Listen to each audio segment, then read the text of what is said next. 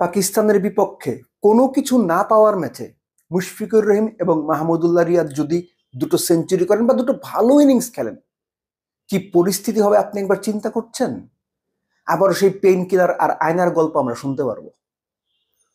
যে দুজনকে 2019 বিশ্বকাপের পর ছেটে ফেলার দরকার ছিল, নিদেন পক্ষে 2023 বিশ্বকাপের পর ডেফিনেটলি বাদ দেওয়া দরকার ছিল, তাদেরকে টেনে নেওয়া হচ্ছে। তাদেরকে ঘাড়ে চাপানো বোঝা বইতে বাধ্য করা হচ্ছে। তারা যেমন জায়গা ছাড়ছেন না, এটা তাদের কল ভাই। কোনো প্লেয়ার যদি মনে করে সে 60 বছর বয়স পর্যন্ত খেলবে, এটা তার কল। কিন্তু বাংলাদেশ টিম ম্যানেজমেন্ট, নির্বাচক, ক্যাপ্টেনরা তারাও ওই সঠিক গুরুত্বপূর্ণ সিদ্ধান্ত নিতে ভয় করেন, অথবা তাদের সেই সিদ্ধান্ত নেওয়ার মতো মানসিকতা কিংবা স্মার্টনেস নাই। মহেন্দ্র সিং ধোনি যখন ভারতীয় দলের অধিনায়ক হলেন, সাদা বলের ক্রিকেট থেকে ভারতের ক্রিকেটের অন্যতম দুই প্রধান চরিত্র, আমাদের যেমন পঞ্চপাণ্ডব, তাদেরও সেরকম বিগ ফাইভ বিগ ফোর ছিল, তাদেরই দুইজন, রাহুল দ্রাবিড় এবং সৌরভ গাঙ্গুলিকে ছেটে ফেলেছিলেন। এই বোল্ড কল, এই সাহসী কল, এই সময় উপযোগী কল ভারতীয় ক্রিকেটকে কোথায় নিয়ে গেছে সেটা আপনারা দেখতে পাচ্ছেন। আর আমরা কি করেছি? দিনের পর দিন 33, 35, 37 বছরের বয়স্ক ক্রিকেটার যাদের ফর্ম নাই, যারা 7 ম্যাচ পর এক ম্যাচে গিয়ে পারফর্ম করে, যাদের ফিটনেস লেভেল নিচের দিকে, তাদেরকে আমরা দিনের পর দিন টেনে নিয়ে যাচ্ছি দুইটা কুযুক্তিতে। কুযুক্তি, আবারও বলছি। এক, রিপ্লেসমেন্ট কোথায়? রিপ্লেসমেন্ট দেখান। গাঙ্গুলি দ্রাবিড়ের রিপ্লেসমেন্ট রেডি ছিল না তাদের লেভেলে, তৈরি করা হয়েছে। দ্বিতীয় কুযুক্তিটা কি? তারা তো এইটুকু খেলে, অন্যরা তো তাও পারে না। তারা তো এইটুকু খেলে, এইটুকু করে দেয়, সম্মানজনক পরাজয়ের দিকে নিয়ে যায়, অন্যরা তো এইটুকুও পারে না। আপনারা এই অন্যদের সুযোগ দিয়ে দেখেন, অন্যরাও যদি সম্মানজনক পরাজয়ের দিকে নিয়ে যায়, তাহলে তাদের রেখে আপনারা কি করবেন? তারাও তো আপনাকে কিছু এনে দিতে পারেনি, বাংলাদেশকে কোনো বড় ট্রফি জেতাতে পারেনি, আইসিসি ইভেন্টের কিছু ইনিংস, বাইলেটারাল কিছু সিরিজ জয়, এর বাইরে তাদের অর্জনটা কি?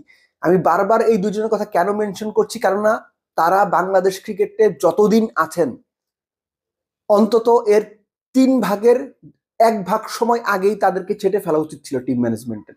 তারা রিটায়ারমেন্টে যাবেন কি যাবেন না এটা তাদের পছন্দ, কিন্তু এই যে কুযুক্তি দিয়ে দিনের পর দিন মুশফিক, রিয়াদদের টেনে নিয়ে যাওয়া, এবং সেই কুযুক্তি বাংলাদেশ টিম ম্যানেজমেন্ট, নির্বাচকরা নিজেদের ভেতরে ধারণ করেন। ক্যাপ্টেন সাহসী সিদ্ধান্ত নিতে পারেন না, প্রেস কনফারেন্সে এসে মিনমিন করেন, সাহস করে বলতে পারেন না যে এই জায়গাতে ইয়াং কাউকে দরকার, ইয়াং ব্লাড দরকার, রিফ্রেশিং ব্লাড দরকার, সেটা তারা বলার সাহস পান না। বাংলাদেশ ক্রিকেট ভালো করবে এটা আপনি কেন এক্সপেক্ট করেন? এক্সপেক্ট করার কোনো কারণ নাই। প্লেয়াররা চিন্তা করে নিজেদের স্বার্থে, দেশের স্বার্থে না। ক্রিকেট ম্যানেজমেন্ট চিন্তা করে ফেসবুক জনতা কি বলছে, জনতার রায় কোন পক্ষে।